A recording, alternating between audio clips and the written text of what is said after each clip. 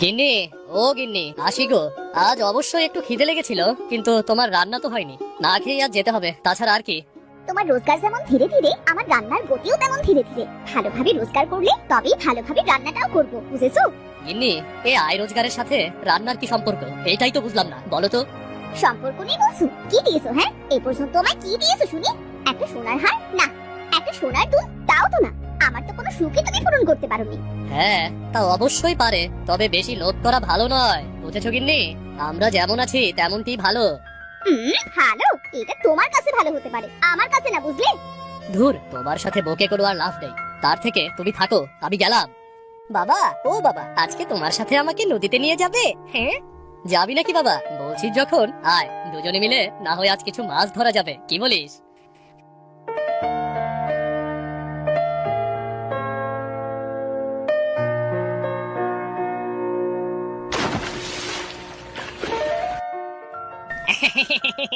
বুঝেছিস ভাই, ওই গদাইটাও বেশ পারে বটে।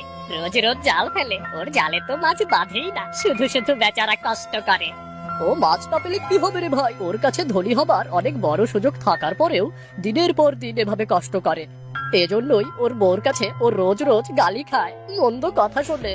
বাবা, কখন থেকে জাল ফেলছো, কিন্তু একটা মাছও তো জালে বাঁধলো না। বাড়ি গেলে মা তো তোমাকে আজও বকবে। ও আমার অভ্যাস হয়ে গেছে রে, তোর মায়ের বকবকানিতে এখন আর আবার কিচ্ছু হয় না। ঘরে তো আজ কোনো বাজার নেই বাবা, দেখো আজ মা খুব বকবে কিন্তু। গদাই ও তার ছেলে খালি জাল নিয়ে আজও বাড়ি ফিরে এলো।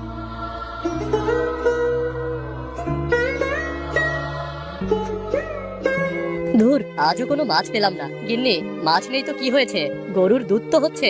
আজ থেকে হাত ডুবিয়ে না হয় দুধ দিয়ে ভাত খাবো, কি বলো? মানুষ এভাবে কদিন বাঁচতে পারে শুনি? কি ঘন্টর জেরে হয়েছো তুমি, রোজ রোজ মাছ না নিয়ে খালি হাতে বাড়ি ফেরো। গিন্নি, মাছ না পেলে আমি কি করব? প্রতিদিন তো চেষ্টা করি, তবুও যদি মাছ না পাই তবে কি দোষ আমার, বলো তুমি? না, দোষ তোমার কেন হবে? দোষ তো আমার যে আমি তোমার ঘরে এখনো রয়েছি। তুমি তো সোনার নদীর নীল মাছের খোঁজ জানো, তবে সেখানে যাও না কেন শুনি? গিন্নি, আমি লোভের বশবর্তী হয়ে কোনো কাজ করতে চাই না। সেখানে লোভ নিয়ে গেলে নির্ঘাত মৃত্যু, তুমি তো জানো। জেনেও কেন রোজ রোজ সোনার নদীর কথা বলো? মরণ না চাই, আমাকে একবার বলো দেখি। আমি চাই না, আমি গিয়ে সেখানে নীল মাছটা ধরে আনি, দেখি কেমন মৃত্যু হয় আমার। দুটো ভাত দিলে দাও, না হলে আমি এই বের হলাম।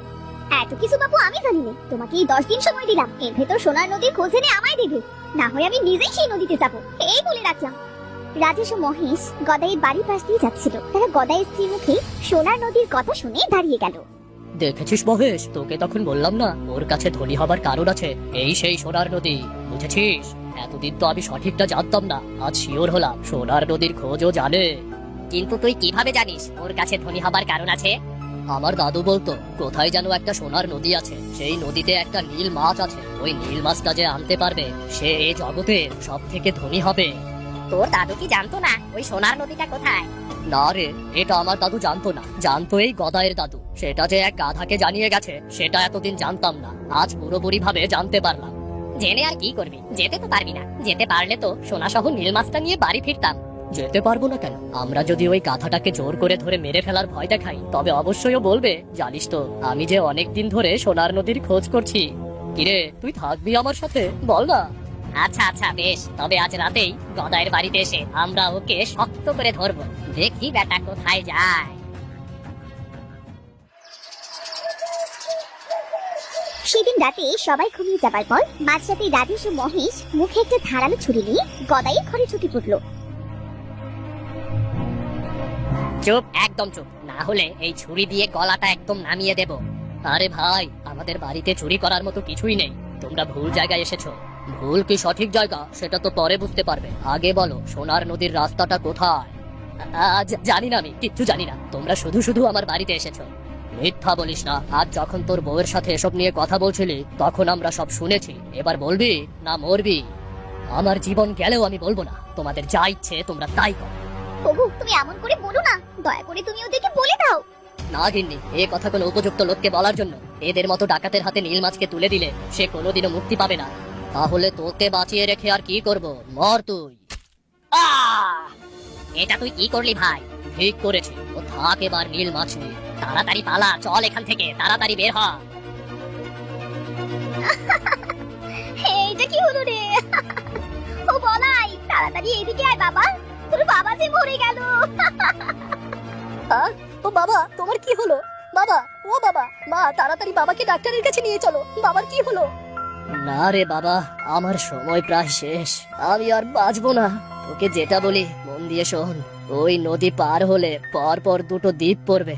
ওই দুটো দ্বীপ পার হয়ে তৃতীয় দ্বীপে যাবি, যেখানে একটাই মায়াবী গাছ দেখতে পাবি। ওই গাছে একটা দরজা দেখতে পাবি। সেই দরজা খুলে সোজা রাস্তা দিয়ে হেঁটে সামনে একটা সোনার নদী পাবি। সেই নদীতে একটা নীল মাছ আছে। ওই মাছটিকে বাঁচাস বাবা। বাবা, তবে তুমি কেন এতদিন ওই মাছটিকে রক্ষা করনি? তাহলে আজ তোমাকে মরতে হতো না। ওখানে লোভিত মন নিয়ে যাওয়া যাবে না রে বাবা। তোর মায়ের লোভের কারণে আমি মাছটিকে এতদিনেও বাঁচাতে পারিনি। আমি জানি তোর মন খুব ভালো, তুই তুই পারবি। বাবা, ও বাবা, কথা বলো বাবা, কথা বলো। এসব এসব কিছু আমার জন্য হয়েছে। আমি বেঁচে থেকে কি করব?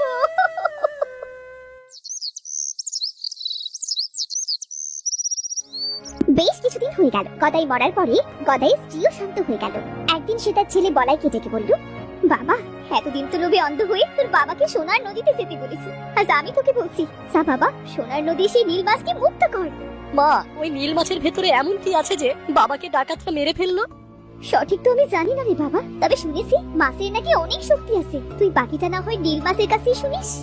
আচ্ছা, তাহলে আমি আজই রওনা দেব সেই দিকে। তুমি নিজের প্রতি খেয়াল রেখো মা।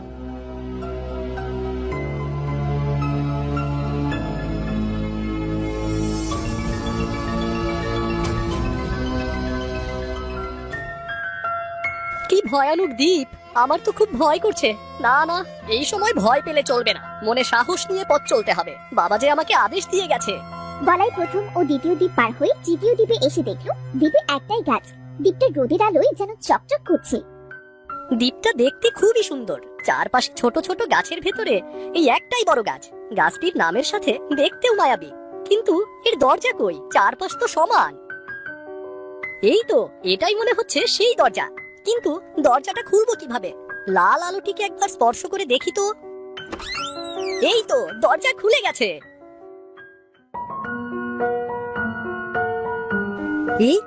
এই তো সেই নদী, সোনার নদী। কিন্তু এত বড় নদীতে সেই নীল মাছটি কোথায় খুঁজবো?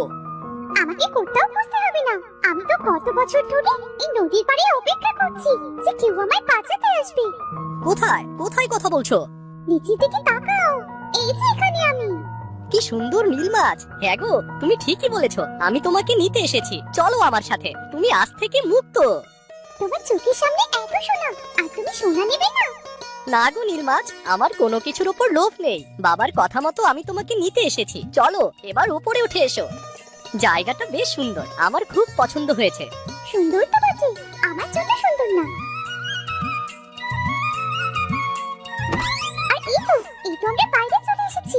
বলাই, তুমি এই সোনার নদীর দরজাটা চিরদিনের জন্য বন্ধ করে দাও। কিভাবে? ওই ছোট্ট আলোটা ওখান থেকে উঠিয়ে ফেলো, তাহলে চিরদিনের জন্য এই দরজাটা বন্ধ হয়ে যাবে। ঠিক আছে নীল মাছ। এবার তুমি আমার পিঠে চড়ে বসো, আমি তোমাকে তোমার বাড়ি পৌঁছে দিচ্ছি। আগে আমাদের এই দ্বীপটা পার হতে হবে, তবেই আমরা মুক্ত হতে পারবো।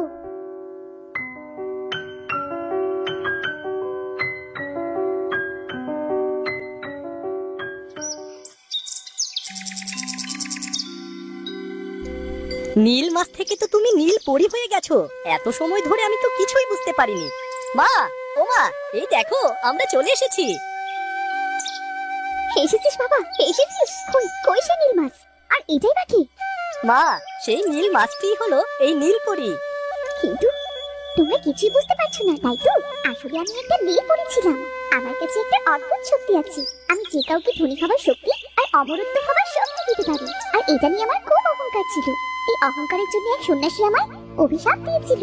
আজ অনেক বছর যাবত ওই সোনার নদীতে আটকে রেখেছে সন্ন্যাসী। সে আমায় বলেছিল, যদি কোনো শর্ত বিনা শর্তে আমায় এই সোনার নদী থেকে মুক্ত করে, তবেই আমি সাপ মুক্ত হব। আমার ছেলেটা সত্যি অনেক সৎ হয়েছে, ঠিক ওর বাবার মতো। কিন্তু আমি সব জানি, বলাইকে আমি দুটো শক্তি দিতে চাই, সে যেন সারা জীবন ভালোভাবে চলতে পারে। আমার কিছুই লাগবে না, তুমি এবার তোমার রাজ্যে ফিরে যাও। আমি এগুলো তোমায় খুশি হয়ে দিলাম। আর এই জলটা আসলে দেখতে সোনার হলেও নীল পানি, আর নীল মাছগুলো দেখতে নীল হলেও সব সোনার। এখান থেকে কখনোই মাছ পড়বে না। আর তোমাদের প্রয়োজন মতো এই মাছ নিতে পারো। এখন আমি আসি। এইসবে কিছু দরকার হতো না, আজ যদি তোর বাবা বেঁচে থাকতো। শুধু আজ সব আছে, কিন্তু কিন্তু তোর বাবাই নেই। কেঁদো না মা, মনে করো এই সব কিছুর ভেতরেই আমাদের বাবা আমাদের সাথেই আছে। কেঁদো না মা।